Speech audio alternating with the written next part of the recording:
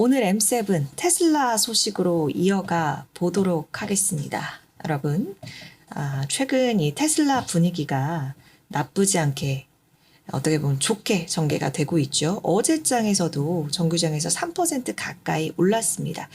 어떻게 보면 이전에는 분위기가 한참 안 좋을 때 악재가 터지면 더 깊게 안 좋게 반영하는 경향이 있었는데 최근에 이 상승 흐름 속에서 이 정도는 이제 악재 아니다 이렇게 판단을 하는 것도 같고요. 조금은 지켜봐야겠지만요. 일단 오늘 크게는 세 가지로 테슬라 소식 나눠서 준비를 해봤어요. 일단 첫 번째는 오늘 제가 기사 제목은 엄마 차 문이 안 열려요 이렇게 달고 왔는데 미국 교통당국에서 테슬라 2021년식 모델 Y 차량 예비 조사에 나섰다는 소식이거든요. 차량 결함에 대한 조사를 한다라는 건데 뭐냐면 이 모델 Y 차량에서 문 안 열리는 그 신고 접수가 한 9건 정도 됐다고 해요. 그러니까 차 문이 안 열리는 건데 가장 흔하게 보고된 상황이 이제 주행이 끝나고 나서 이제 운전석에 있던 부모가 차에서 운전석에서 내릴 거잖아요. 그럼 이제 뒷좌석에 카시트에 앉아 있는 아이를 꺼내기 위해서 아이를 이제 내리게 하기 위해서 뒷좌석 문을 열려고 하면 그게 열리지 않아서 그런 상황이 발생을 하거나 심지어 이제 뒷좌석에 태우려고 할 때나, 그러니까 태우려고 할 때, 내리려고 할 때, 아이를, 태우려고 할 때나 내리려고 할 때 이런 상황들이 발생을 했다는 신고 접수가 있었었대요.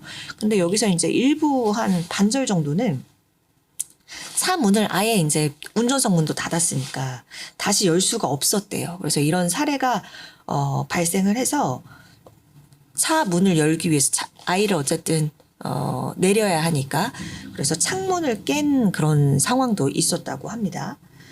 그래서 이 교통안전국에서 결과적으로 이런 상태에서는 차량 내부에 있는 어떤 이렇게 의사 판단이 좀 미진한 그리고 행동을 할 수 없는 아이 같은 탑승자는 신속하게 받지 못할 수 있기 때문에 여름에 뜨거운 차 안에 갇히는 경우에 비상 상황이 발생을 할 수 있다.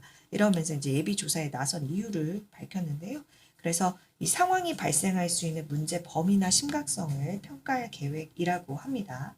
그래서 요 일환으로 테슬라 차량 문 잠금 장치에 전원을 공급하는 방식이 잘못되지는 않았는지 이 잠금 장치 신뢰성에 대해서도 종합적으로 평가를 할 것이라고 하네요. 그래서 우선 조사 대상이 되는 차량이 한 17만 4천 대 정도로 추산이 되고 있는 상황입니다. 일단 첫 번째는 요 소식 있었고요. 그리고 두 번째는 이 다목적의 AI 칩이죠.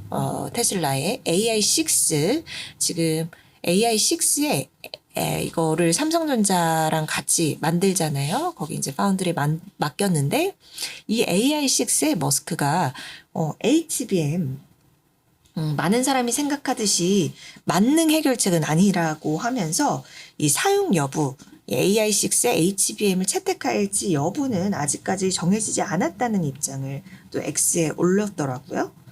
네. 성능에 있어서는 지금 AI4 대비해서 한 10배 정도 AI6가 10배 정도의 추론 성능 향상을 목표로 하고는 있지만 성능 대비 효율성도 따져봐야 한다라는 입장을 밝혔다고 보시면 됩니다. HBM이 여전히 올바른 선택일 수 있지만 일반 메모리를 사용을 하게 되면 보드 위에 더 많은 총용량의 램을 탑재할 수 있고 비용도 훨씬 저렴하다. 이렇게 머스크가 직접 발언을 했는데요. 최근에 요거랑 비슷한 그러한 과정들이 있었죠. 테슬라 자체 슈퍼컴퓨터 개발 프로젝트 도조 해체도 공식화했습니다. 그래서 설계 전략을 단일화하는 방향으로 간다라는 건데 이 AI 칩 사업 전략을 수정한 것도 이것과 무관하지 않다고 볼 수 있겠죠. AI 사업에 있어서 비용 효율화, 어쨌든 효율적인 측면을 강조하고 있다는 걸 우리가 알 수 있으니까요. 그리고 테슬라가 TSMC 말고 삼성을 택한 것도 이것과 결을 같이 한다. 무슨 얘기냐면요. AI5 같은 경우에는 TSMC랑 만들잖아요. 근데 AI6는 삼성전자한테 제조해달라 이렇게 얘기를 한 것은 공급망을 안정화하려는 목적도 있겠지만 파운드리 제조 비용의 효율을 따져보겠다라는 그런 의미로도 해석을 할 수 있기 때문입니다. 그래서 성능만큼이나 이 비용 효율화에 대해서도 들여다보고 있다. 비용 효율성도 고려하고 있다는 그런 머스크의 생각, 테슬라의 또 반도체 생산에 대한 전략을 알아볼 수 있는 소식을 두 번째로 준비를 해드렸고요. 그리고 최근에 이 테슬라가 5거래일 동안 21% 정도 올랐거든요. 연초 대비로도 올랐죠. 한 5%가량. 근데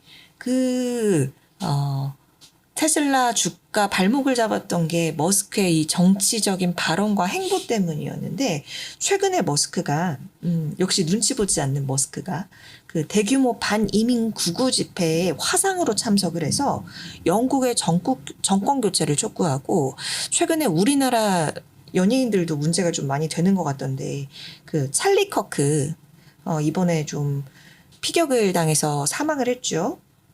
이 극우 활동가 찰리 커크를 언급을 하면서 좌파는 살인정당이다. 또 이런 발언을 해서 근데 주목은 지금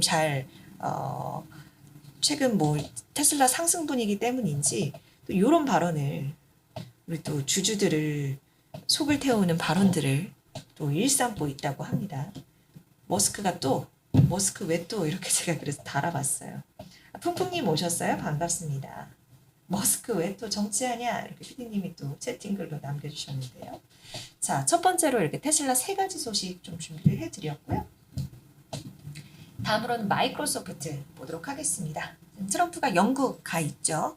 이제 여러 빅테크 CEO들 또 동행을 했는데 대규모 투자 소식이 잇따르고 있어서 그중에 오늘 마이크로소프트에 초점 맞춰서 말씀드리려고요. 마이크로소프트가요. 영국에 2028년까지 약 300억 달러, 우리 돈으로 41조 원입니다. 300억 달러를 투자해서 AI 인프라 구축에 나선다고 합니다.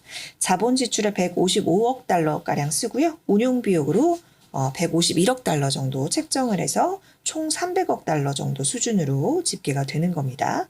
그래서 이만큼 돈을 들이는 이유는 영국 내에 최대 규모 슈퍼컴퓨터를 구축할 예정이라고 해요. 이 슈퍼컴퓨터에는 고급 그래픽 처리 장치가 23,000개 이상 탑재될 것으로 예상이 되고요. 그래서 혼자 하는 게 아니라 영국 클라우드 컴퓨팅 기업 엔스케일과 협력해서 나선다고 합니다.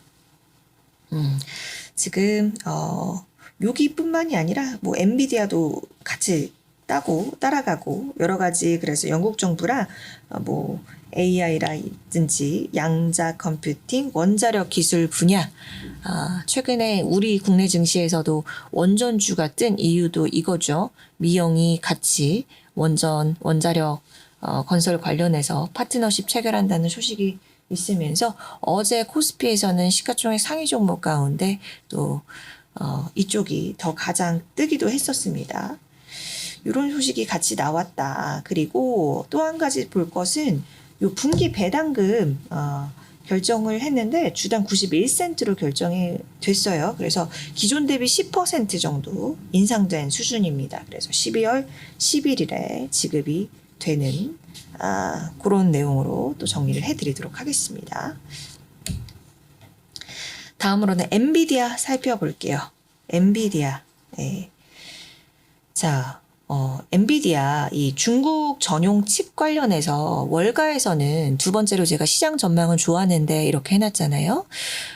요거 오늘 말씀드릴 이 RTX 6000D 관련해서 잘 팔릴 것이다. JP모건에서는 7월에 150만 개 정도 생산할 것이다. 이미 7월에 그렇게 예측을 한 바가 있고 모건 스탠리에서는 이것보다도 더 높게 200만 개 정도 200만 개 그만큼 팔릴 거니까 200만 개 정도로 엔비디아에서 준비를 하고 있다. 관측을 한 바가 있었습니다. 그런데 요 주문이 좀 부진하게 나타나고 있나 봐요.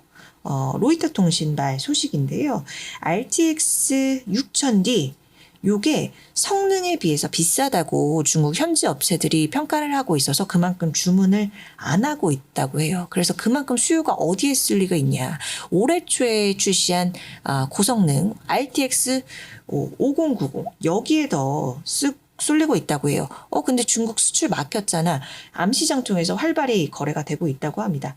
그러니까 가격이 절반 이하라서 요거 쪽으로 조금 더 지금 수요가 쏠리고 있어서 오히려 RTX 6000D 관련해서는 성능도 예상보다 낮고 가격도 비싸니 암시장 통해서 거래해야지 이런 수요가 넘치고 있다고 해요. 그래서 지금 시장 전망은 좋았는데 실제 수요가 예상 대비 낮아서 중국 시장에 대한 불확실성이 확대되고 있다는 내용을 오늘 엔비디아 소식으로 좀 준비를 해드렸습니다. 그래서 지금 뭐 알리바바나 텐센트 뭐 이런 중국 빅테크 기업들이 일단 H20 수출 허가는 나왔는데 아직 출하가 안 된 것으로 전해지죠. 그래서 이 출하될지 여부를도 좀 관망 중인 것으로 나타나고 있고, 그리고 또 차세대 AI 칩 중국 시장 겨냥해서 엔비디아가 준비 중인 B30A 요것도 미국 정부 승인을 받을 수 있을지 여부 또 여러분 엔비디아 갖고 계신다면 체크해서 같이 보시면 좋을 것 같아서 이 내용까지 말씀드리도록 하겠고요. 자, 다음으로는 웨이모 영상과 함께 같이 말씀드리려고 해요. 우리 알파벳산의 자율주행차 회사 웨이모가 샌프란시스코 국제공항에서 로보택시 요 테스트를 시작할 수 있는 허가를 받았다고 합니다. 그래서 공항과 협력해서 단계적으로 상업용으로 로보택시 서비스를 이제 개시를 앞두고 있는 상황이고요. 지금 베이 지역, 샌프란시스코 베이 지역 승객을 맞이하기에 앞서서 직원 테스트 시작할 것이다. 이렇게 웨이모 쪽에서 밝히고 있어요. 그리고 두 번째는요, 주간 앱스토어 요 사용 얼마나 다운됐나 봤더니 챗GPT를 제치고 제미나이가 무료 앱 1위를 등극했다. 4일간 신규 사용자를 1,300명이나 더 모았다고 합니다. 최근에 저희 이 시간에도 같이 봤었는데 나노바나나 있죠. 나노바나나. 요거를 지금 그 플래시 AI 모델 제미나이 여기에 같이 업데이트를 해서 반영을 했는데 요것에 대한 인기가 좋은가 봐요. 여러분도 나노바나나 써보셨나요? 저도 그 피규어 사진 구현하는 거 여러분들한테 보여드린 바가 있죠. 그래서 이 업데이트 덕분에 나흘 만에 요 제미나이 앱에 1,300만 명의 신규 사용자가 유입이 됐다고 합니다. 이것을 이제 주요했던 것으로 지금 보고 있는 상황입니다. 자, 그리고 AI 모아 소식으로는 오픈 AI 두 가지 내용 전해드리려고요. 챗GPT가 챗GPT뿐만 아니라 지금 생성 AI, AI 챗봇 관련해서 청소년들 대상으로 좀 무분별하게 챗봇 내용 대화 내용이 생성이 되고, 이미지 합성되고 이런 것들이 좀 문제가 지적이 계속 되었잖아요. 그래서 18세 미만 청소년을 위한 전용 챗GPT를 공개를 했다고 합니다. 그래서 폭력이나 선정적인 콘텐츠를 자동 차단할 수 있고, 또 부모가 사용 시간이랑 기능을 직접 통제할 수 있는 그런 장치도 강화해서 출시를 했다고 해요. 그래서 일부 좀 특수한 상황의 경우에는 법 집행기관에 통보할 수 있는 기능도 같이 포함이 된 청소년 전용 챗GPT가 출시됐다는 내용 한 가지 들어왔고요. 두 번째는요. 샘 올트먼이랑 머스크랑 사이 안 좋잖아요. 오픈 AI 관련해서. 근데 이 마이크 리버라토레라는 사람이 이 머스크의 인공지능 회사 xAI에서 한 3개월 정도 짧게 근무하긴 했어요. 짧게 재무 담당자로 있었던 사람인데 이 사람은 오픈 AI 쪽에서 영입을 했다고 합니다. 그래서 경험도 지금 보시는 바와 같이 많은 것 같고 여기에서는 이제 회사 계약이랑 자본을 관리하는 이런 쪽에서 활약을 할 예정이라고 해요. 자, 이렇게 오늘 M7 소식 여기까지 좀 살펴드리도록 하겠습니다.